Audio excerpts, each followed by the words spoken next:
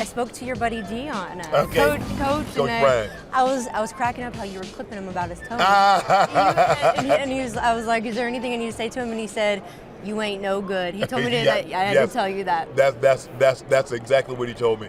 He and I have a great relationship. We talk often. Good. We haven't been able to talk as much now because he has a new job. He has a lot of responsibility. Not to say he didn't have responsibility, but he's still in the recruiting process. They're probably in spring practice, in spring ball now. So I'm gonna let him get through that. The transfer portal is still open, so he's trying to make sure he can fill out his roster, put the best product on the field for CU. There's no question in my mind that he's going to get it turned around. It's probably going to take him a couple of years to make sure he gets the type of athletes in there that's going to help him win a lot of football games. So, but I'm excited for him. I'm excited to see what he can do. There's no question in my mind he can get it done. Hey, did you ever think that you would become a meme from a cardigan? Nah, I didn't. I didn't think I would become a meme for anything, let alone a cardigan. And then It was so fly though, the look. it was, and now the cardigan has a life of its own because if you Google Shannon Sharpe cardigan, it pops up. I'm like, whoa, what is this? I mean, but the memes, I didn't know that I had so many different facial expressions when I talked until I got on TV full time. I mean, when I started doing Skip and Shannon Undisputed, and they were coming out with memes before I would even get off the air. I'm like, can y'all just like let me finish the show? Give me like a couple of hours, and then you guys can come up with the memes. But I mean, it's funny that it happened. It wasn't funny at the time, and when I look back on it, I should have handled that situation a lot better.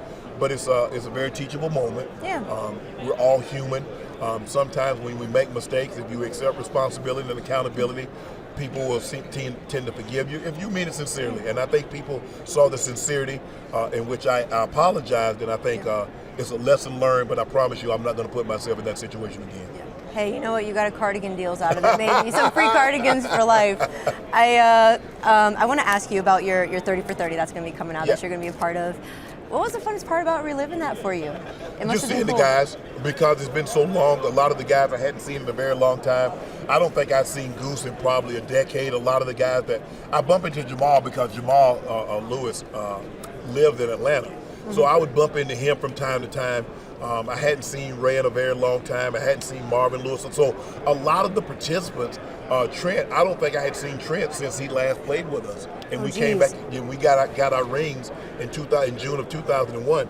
So just to get an opportunity to get back and see a lot of the guys, and then after seeing Goose a month later, he passed away. Oh man, that was so crushing, and but it was great to get back and see the guys and be in Baltimore again. No, that sounds like a blessing to be able to see him. It was, because we had a great time.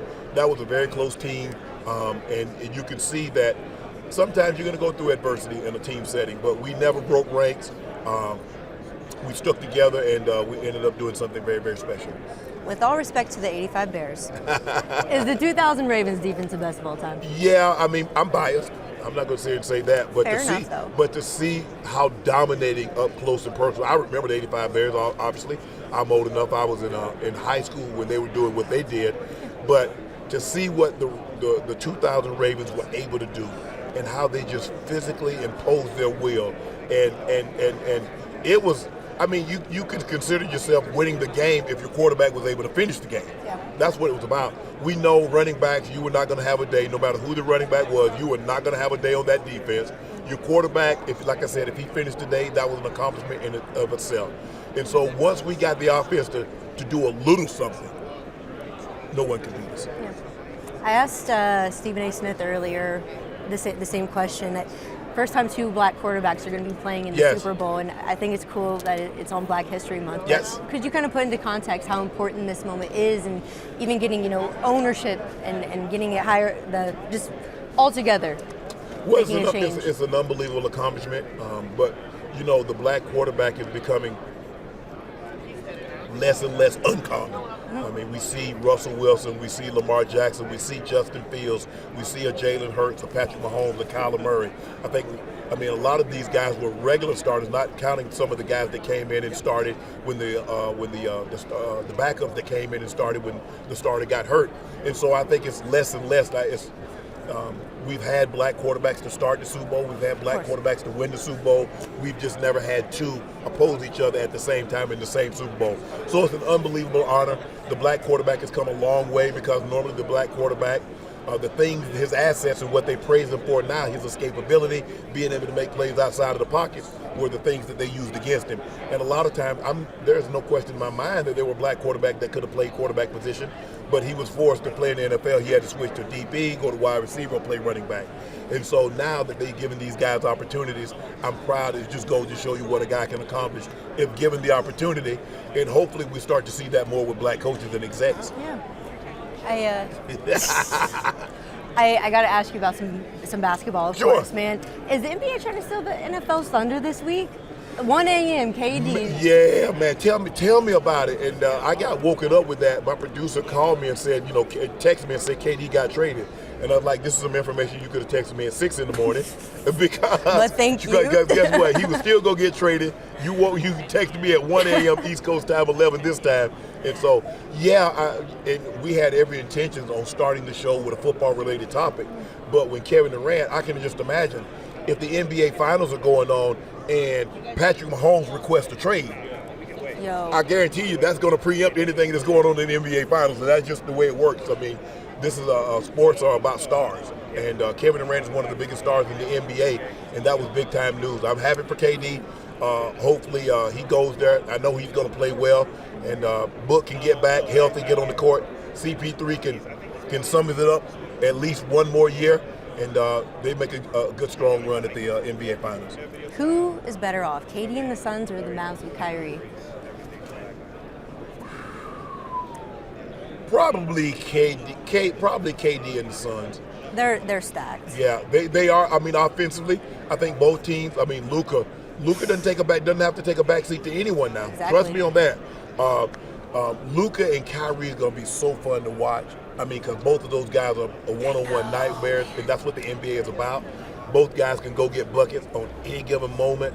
So I'm anxious to see. As a matter of fact, I want to see the Mavericks and the Suns go at it. I wish they were playing right now while we're at it. Can you imagine Waste Management, Super Bowl this? Man, it's gonna be unbelievable to see Kyrie and Luka play and to see Book and KD. But KD is different because KD doesn't need the ball to be effective. He's one of the few guys that can go get you 30 and take 15 shots, 17 shots and get it, and doesn't need to dribble the ball a lot. So it's going to be unbelievable. I'm happy for KD. Hopefully he can go get a title now, because I really would like to see KD get a title outside of Golden State, so we can put together this notion that KD can't win anything outside of Golden State. I want to know too. I also asked Stephen A. this, and I respect your opinion, so I want to know as well. With the whole incident that happened with Jaw, how worrisome was that for you? Well, it wasn't worrisome because here I am. I'm the elder statesman. I was supposed to lower the temperature in the room, in the arena, and I elevated the temperature. I turned it up. I should have never put myself in that situation because at the end of the day, I'm a fan, but I'm still an accredited media member. And I should never be going back and forth with someone that's young enough to be my son. As a matter of fact, my sons and my daughters are older than these young men are.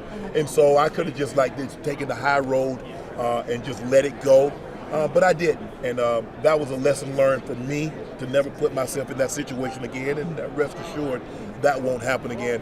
But it also shows that I'm human, and I made a mistake. I owned up to that. I accepted responsibility. I took accountability for my actions, for putting myself in that situation and putting Fox in the situation, putting my family in a situation that shouldn't have never happened. How important, I guess that goes to show too, how important it is to have, who's around you is important, and in his case, who you hang out with is important. But those guys, they're brash, they're up and coming team. They want to assert themselves. They do a lot of talking, but that didn't have anything to do with me. I can't control what they say, how much of what they say. I just can control me. And in that moment, I didn't control me. That's what I'm most disappointed in, because I could have easily taken care of that by just laughing it off. Okay, yeah, y'all good. We'll see what happens down the road. And that wasn't the path that I took. Lesson learned. Gotcha. I got some rapid fire questions for you. Where is he going, Aaron Rodgers? I think he's going back to Green Bay. Derek Carr?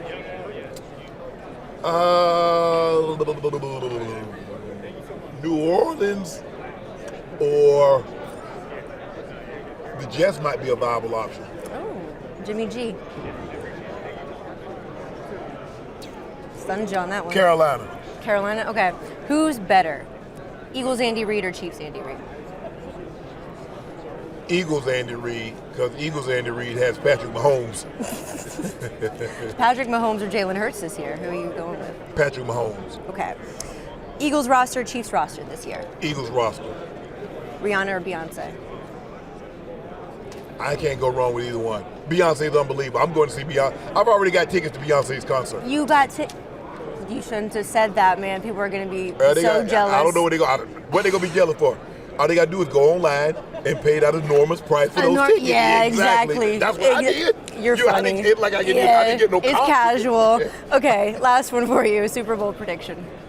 I think it's going to be a great game. I think the week off in between allowed Jalen Hurts to get a little healthier. It also allowed Patrick Mahomes to get a little healthier. And so I think both guys are going to be as close to as healthy as they can possibly be. I think it's going to be a high-scoring game.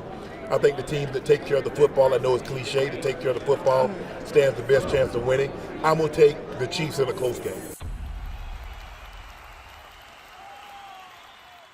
Hey sports fans, if you want to see more conversations with athletes and stars, check out these videos right here and be sure to subscribe for more from USA Today Sports.